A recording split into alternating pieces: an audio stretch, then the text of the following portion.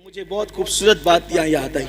हमारे मुर्शिद आबरूए सिलसिले चिश्तिया शहबाज औलिया हजरत सैयदी बाबा फरीदुद्दीन गंज शकर रदी अल्लाह ताला, ये सिलसिला चिश्तिया की आबरू है। बाबा फरीद बड़े प्यारे बुजुर्ग हैं। बाबा फरीदुद्दीन गरीब नवाज ने कहा था, कुतुबुद्दीन ऐसे शहबाज का तूने शिकार किया है कि इसके जरिए से क़यामत तक तेरा नाम जिंदा रहेगा।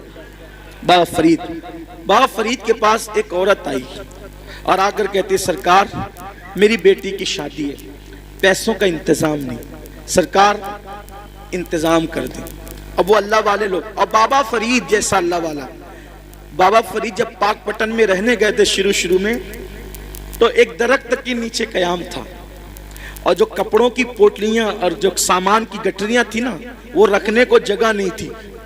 पंजाब के लोग यानी पाकपटन के लोग बहुत सताते थे, रहने नहीं देते थे, तो सामान कहाँ रखें अपना, था तो थोड़ा ही सामान, जगह तो चाहिए, तो दरख्त पे लटका कर रखते थे सामान। अब जिसका खुद का छत ना हो उसके पास आइए क्या कहने, मेरी बेटी की शादी नहीं, शादी है, पैसे का इंतजाम नहीं।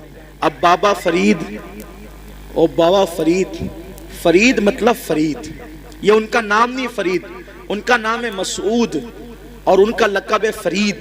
फरीद का मतलब होता है यक्ता, यक्ता, बेहमता, कोई हमसर नहीं, कोई सानी नहीं। उनके दौर में वो थे फरीदुद्दीन। बुढ़िया आई, आने के बाद कहा पैसों का इंतजाम नहीं। सरकार बाबा फरीद ने कहा एक काम कर माई, वो सामने जो ढेला पड़ा है ना मिट्टी का, वो ढेला मेरे पास ला। वो ढेला लाई, फरमाया पकड़ इसको।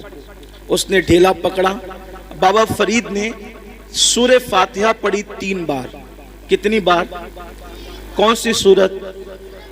सूरह फातिहा का मतलब जोर से बोलिए, अल्हम्दुलिल्लाह ही, सबको याद है ना। सूरह फातिहा 3 बार पढ़ी, दम किया, फरमाया इसको ढांक ले और घर जाके खोलना। ढांक लिया, घर जाकर खोला तो वो सोना बन गई।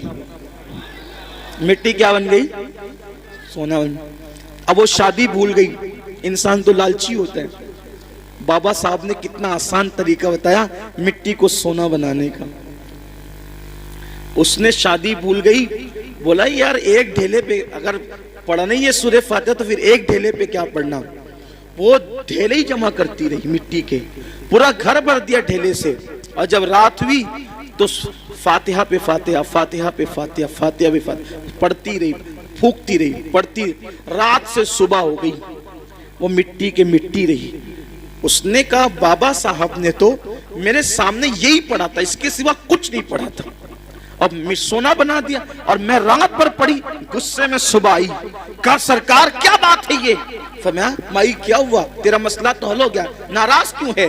कहा कि आपने सूरह फातिहा पढ़ा तो मिट्टी सोना बन गई। मैं पूरी रात, आपने सिर्फ 3 बार पढ़ा था, मैं पूरी रात पढ़ पढ़ के फूकती रही, वो मिट्टी के मिट्टी रही। और सही बताना आपने फातिहा के सिवा कुछ पढ़ा था? कहा नहीं फातिहा पढ़ा था, कुछ नहीं पढ़ा था। तो कहा कि आप पढ़ते तो सोना, हम पढ़ते तो मिट्टी। बाबा साहब ने मुस्कुरा के कहा ओ माई, फरीद जैसी जबान तो ला, फरीद जैसी जबान तो ला। किसी को टाइफाइड होता है, टाइफाइड का मर्ज, चाय पीता है तो कैसी लगती है? कड़वी। कैसी लगती है? बोलो चाय कड़वी है कि जबान कड़वी है? हैं? क्या कड़वी? आदमी कहता है चाय कड़वी है, आदमी क्या कहता है? चाय कड़वी नहीं है। अगर चाय कड़वी होती तो सबको कड़वी लगती, तेरी जबान कड़वी हो गई है। क्यों? क्योंकि तुझे बीमारी है, बीमारी की वजह से तुझे चाय कड़वी लग रही है। ऐसे ही जैसे टाइफाइड वालों को चाय कड़वी लगती है, वैसे हमें गुनाहों का टाइफाइड हो गया है। जिस दिन ये गुनाहों का टाइफाइड खत्म हो जाएगा, हम भी सूरह फातिहा पढ़ेंगे और मिट्टी सोना बनती चली जाएगी।